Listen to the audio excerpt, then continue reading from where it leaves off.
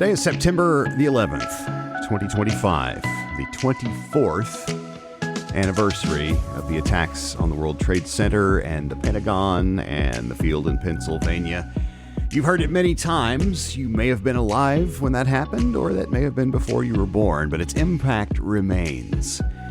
This is also a somber day of remembrance for an event that took place yesterday. This is the Use Your Head podcast, the show where we practice using our heads and apply it to whatever's going on in the world. And this is a difficult day, as you may imagine. My name is John McLean, by the way. I'm the host of the podcast and a postulant for holy orders in God's one holy Catholic and Apostolic Church. I am delighted that you are with us. The mission of the podcast has really always been looking around us and a recognition that there are a lot of powerful forces. And again, you can agree or disagree. You're free to do that. You're wrong if you don't think there are powerful forces that are trying to indoctrinate people to believe a certain thing. And more than that, to discourage people from thinking for themselves. There was a time when our universities were founded, some of them centuries ago. That was what they were.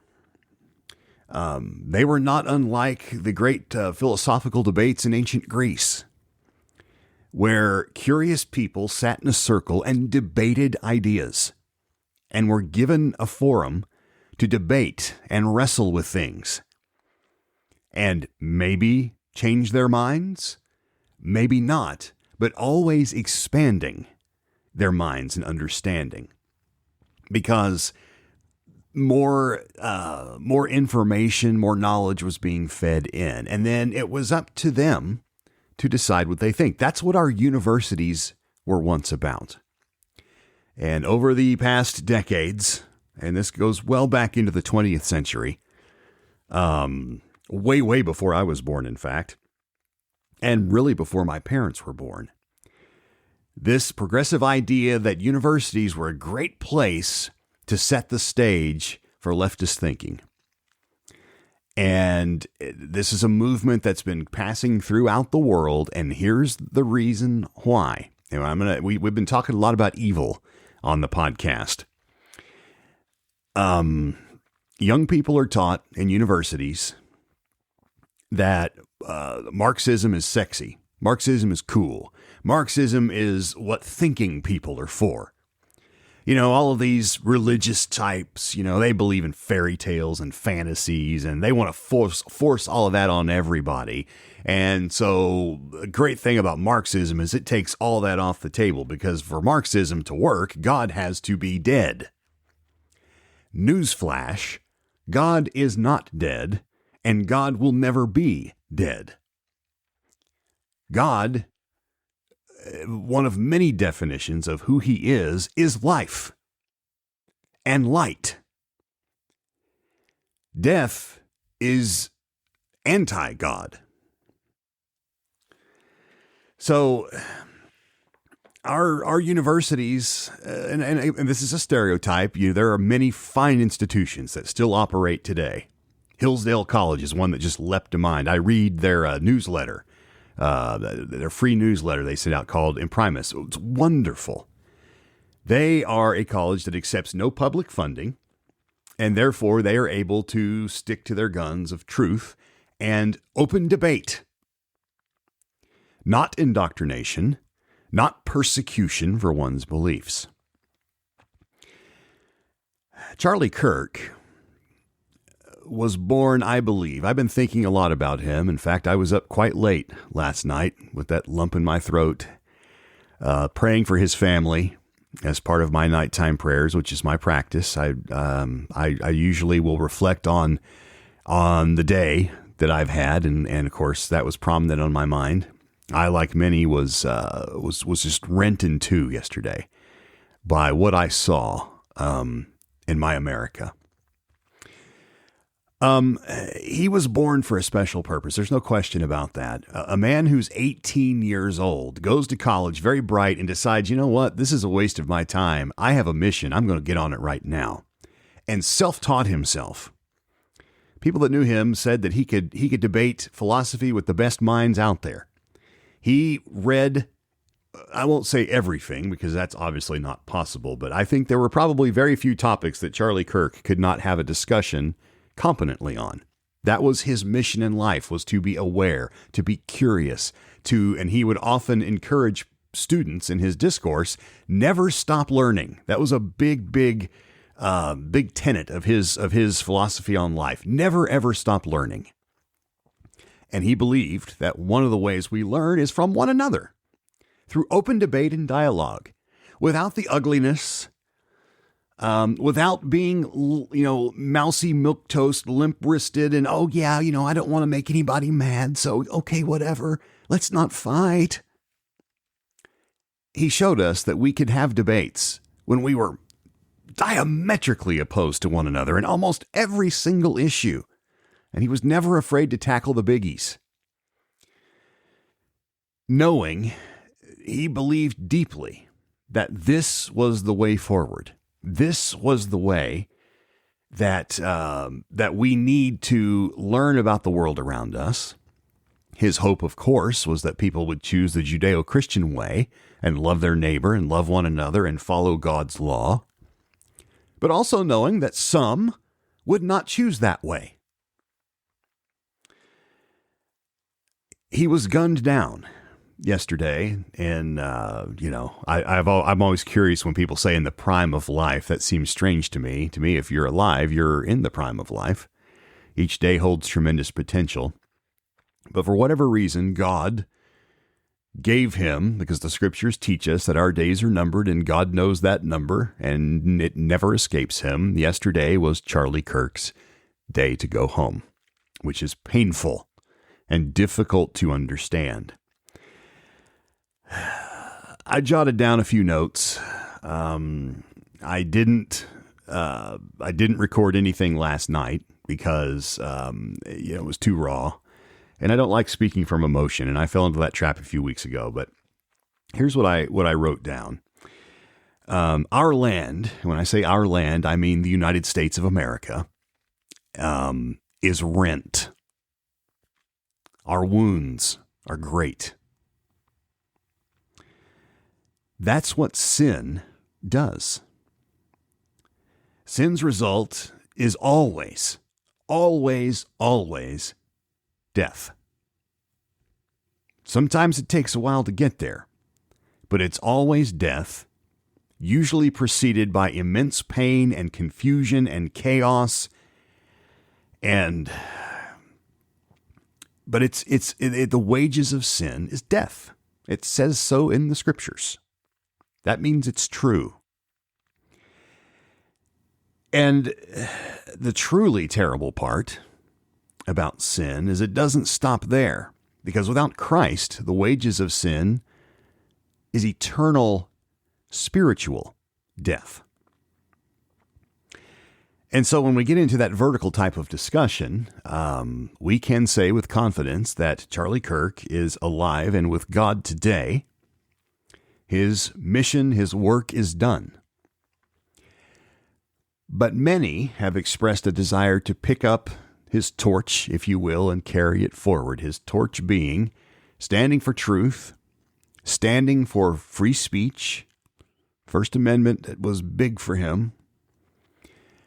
And trying to restore, especially with young people, especially with college students, to restore the great tradition of open and dignified debate, restoring personhood to people, and fighting against what has happened. And I think social media, and if you're a social media fan, I say this with gentleness because, yes, social media does some good things.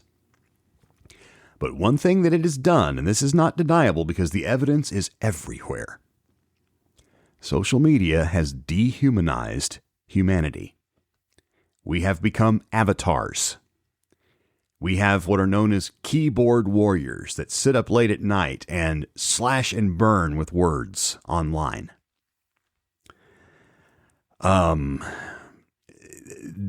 We are human beings, and Charlie Kirk believed in being on the ground, and not only on the ground, but as close to the people he was having his discussions and debates with as possible, because he believed in humanity. He believed that life had value. And even if someone disagrees with you on religion, politics, or whatever the case may be, they're still human beings. And they're still worthy of being heard. And that goes for everyone. That doesn't change the fact that some people are fundamentally and empirically wrong. But we won't know that if we don't have open discussion. And that was Charlie's mission in life. We've got to remember also, and this is another thing I heard late last night, there's a lot of anger, righteous anger in most cases. Hey, listen, righteous anger is also biblical, but our response to it, we must be very careful because it can quickly become sin. We've got to remember that vengeance belongs to our Creator. It is not for man to seek vengeance. And there were some emotional statements made by various people around the world that we've got to strike back, and we have to be very, very careful. Now, I'm not talking about justice for the monster who perpetrated this crime. That is not the same thing as vigilante justice or whatever, because that's not justice.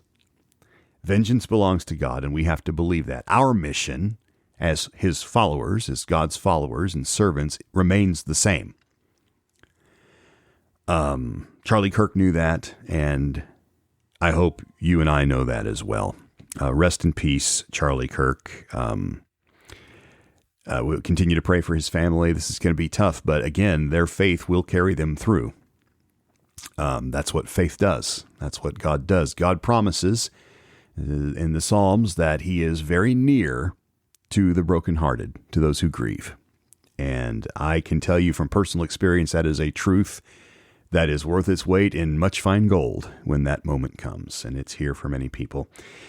And so on this day, when we commemorate another American tragedy motivated by hate, which was the attacks on 9/11, where thousands of people perished, this is a day of raw emotions. I would recommend reflection. I would recommend prayer,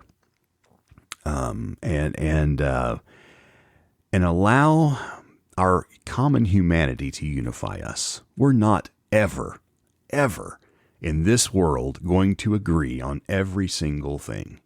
We're not. In the world to come, there will be truth, and every knee shall bow. But until that time, until the eschaton arrives, we are in a fallen world where we're not always going to agree. And yes, sometimes it'll get emotional and potentially violent, as we saw horrifically yesterday in Utah. Let this be a day of peace and healing. Perhaps some holy tears. And let's remember that, yes, we are politically affiliated and motivated. And yes, we are Americans. But at the basic level, we're human beings. We're human beings. And we need to get back and away from the online idea of that that we don't have personhood. Personhood is a creation theological idea. When God created mankind, there's a personhood that is very important. If we lose that, we've lost the whole ball game. So let's remember that today on 9/11. My prayers are with all those for whom this day is extremely difficult to get through. There are many firefighters and police officers and people who knew people, where this day is just still an open wound. And I'm praying for all of you today. Moving on from that, I didn't want this to just be a reflection on 9/11. I don't think the victims would want that. I don't think Charlie Kirk would want that either. The world and life goes on. Our mission goes on. And I've been promising for a time to talk about vocation. And it's apropos because I thought a lot about this vis-a-vis Charlie Kirk, who was very connected with an idea surrounding what his life would become that I wish, this sounds strange, I wish that I really would have benefited greatly if when I had been 16, 17, 18, when Charlie was being inspired to seek my vocation in a godly way. Let me explain what I'm talking about. When I was a youth, I had a grandfather who was very successful in business. My father, very successful in business. I had a lot of relatives that were very successful in their lines of work. I was surrounded by success. And you know how they say kids see everything? That's true. I looked at these grown-ups who I, of course, admired and looked up to. And I tried to figure out, I knew that success was what you wanted to do because that's pounded into you, right? You want to grow up and be successful. You want to, and that's what parents want for their kids. I think a good parent wants their kids to do better than they did, to achieve more than they did. That to me is the ultimate dream for a parent. And so I looked around my world and I thought, okay, well, how am I going to be successful? And I looked at what my dad did. My dad was a very successful salesman, and not just selling things, but he was good at the relationship. He was good at he really cared about his customers, and they cared about him. They became friends long after he retired. They remained friends. He was very good at that, and was very successful as a result. I don't have that gift. I tried to do sales. I thought, well, maybe it's in the water. Maybe it's in my genes. And I just didn't have that drive, I guess. And so I thought, okay, well, maybe engineering. And I'm not good in math. And so that didn't work out. But here's my point. My entire perception of what I was going to do when I grew up was centered around success. And success meaning money. How was I going to earn enough money to buy a home, to support a family, to maybe have a new car once in a while, to take a vacation, to see the world, and to save so that one day, like my grandparents and parents, I could afford to retire comfortably and have money left over to be a blessing to others. That was kind of on the back, but it was all centered around money. Cash. How do I grab the gold key? And what I've learned as I've studied theology and I've prayerfully, kind of moved through my life. And again, I'm in my mid-50s now. And so I've done some living, got a lot more to do, Lord willing. What I wish I would have asked myself was this. 16-year-old John, what does God want you to be when you grow up? What did God create and equip you for? Because if you believe, and I do, that we are all here for a specific purpose, all right? The scriptures teach that God knew us before we were formed in our mother's womb. Think about that. The miracle of birth and the fertilized egg and then the fetus forms. We've seen pictures and ultrasounds, and we know a lot about how that works. It is an absolute miracle. But God knew us before that even happened. Long before. We were planned. Not an accident. Every human being was planned for a purpose. And I never, at least not in my conscious memory, ever considered what God might want John to become. That's vocation. And a vocation is not just career. All right. It's not just profession. We all have many vocations in our lives. Here's a few of mine. I am a husband. Okay. I'm a brother. I'm a son. I was a grandson. My grandparents are all passed away now, but I was a grandson. I'm a godfather to 3 beautiful godchildren over in Fort Worth. A relationship that I cherish, absolutely cherish. I'm a friend. God has blessed me with some of the most amazing friends. I'm overwhelmed when I think, they say friends are the family that you choose. That is absolutely true. And I have some friends, some of them I've known for 45, 50 years. And they're such a blessing to me. So I'm a friend. I'm a churchman. And then underneath that vocation, there are many things there. I'm a lay reader and leader in my parish. I'm a vestryman. I'm the junior warden in my parish, which is an important office in the governance of a parish church. I'm a postulant for holy orders, meaning that I feel called to ordained ministry, and I'm in seminary, so I'm also a student. And so I'm working through formation to become ordained one day, God willing. And I'm many other things. I'm a ham radio operator. I'm a podcaster. These are all vocations. It has nothing to do with the money you earn. And so I really, if I could go back and change that, and this is dangerous. There's something called nostalgia, which can get weird on you, but it's fun to think about. I have no regrets about my life. I want to make that clear. God has held my hand through thick and thin, and he always will. That's what he does. When we reach out, he takes our hand and he guides us and leads us. And he's always there through the darkest times, and he's there to accept our thanks and praise in either case, whether it's dark or light. But I am now very aware that if we were created for a specific purpose, and if God filled our tool chest when he formed us and made us, when he developed our own individual personhood, he gifted us with different things. He does that for a reason. And when we are disconnected rather from that idea, or worse, if we just ignore it and say, well, I'm going to do what I want to do, then I think we really miss out. And, I look back, I like to joke with people that my resume is a 1/4 inch thick. I have had so many, not just jobs, careers. I'll list a few. As I mentioned before, I tried my hand at sales. I was a life insurance and Medicare supplement insurance agent for a very short and unsuccessful period of time. I was a travel software specialist, hardware specialist, actually, for travel agencies for a time, sat on a help desk.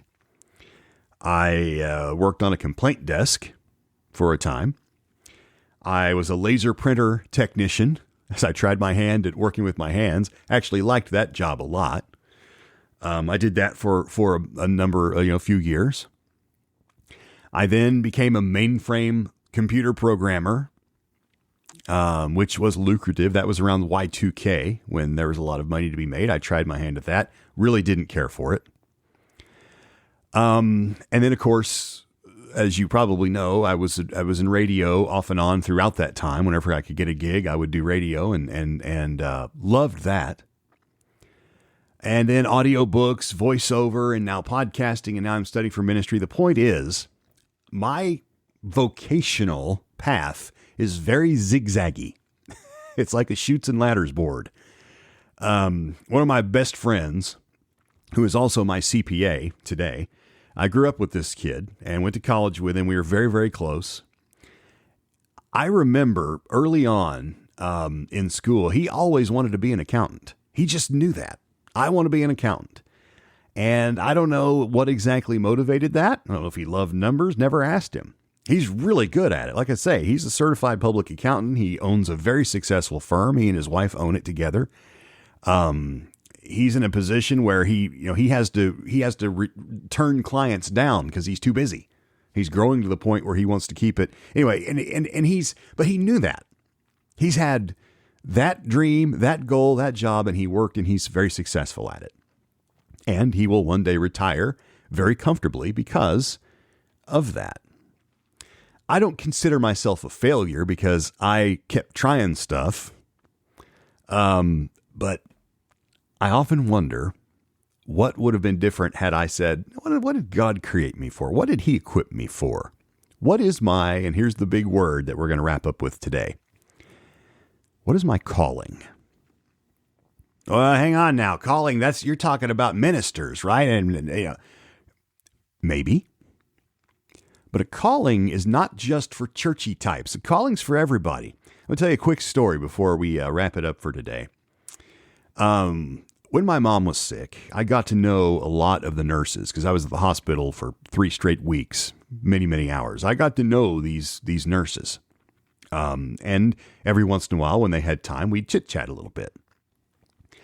And one of the nurses who I felt was particularly nurturing and particularly kind. I mean, it's a tough job, and they do their best. But I had mentioned I'd thanked her for her compassion and her love and her hard work. And I told her, I said, I marvel when I watch you nurses work. It's amazing to see how you answer your calling in life. And she whipped her head around and she says, "What do you mean by that?" And I said, "Well, you mean calling in life?" She said, "Yeah." And I said, your nursing is your calling. All right. You were equipped with scientific ability, with an ability to manage your stress, to keep a cool head when things get wild. You can focus on what needs to be done. You were gifted with a desire to heal, to nurture, and even to be a comforter when that is needed. And she was very good at all of those things. And she told me she had never in her life considered nursing to be a calling. In her mind, that always referred to a preacher. Well, I received my calling as a youth and I went to seminary and became a... That's true, but she always considered nursing just to be a good career option. And I could be good at that and I'm interested in it and that's fine. But she was blown away and she said, I'm going to really think about that. Because I said, make no mistake, you're called to do what you're doing. So, my advice, and if you're a young person especially, have you considered what your creator, because no one knows you better than he who made you. Flesh, soul, body, mind, your entire personhood was created by a loving God who created you for a purpose. It's obvious what Charlie Kirk's was. He discovered it late in his teen years, and in little more than a decade, built a massive, massive enterprise focused on open debate, returning open debate and love for your fellow man and agreeing to disagree into a movement and a ministry. And today, millions of young people are devastated that he's gone. Thankfully, his message is still with us, and I believe always will be.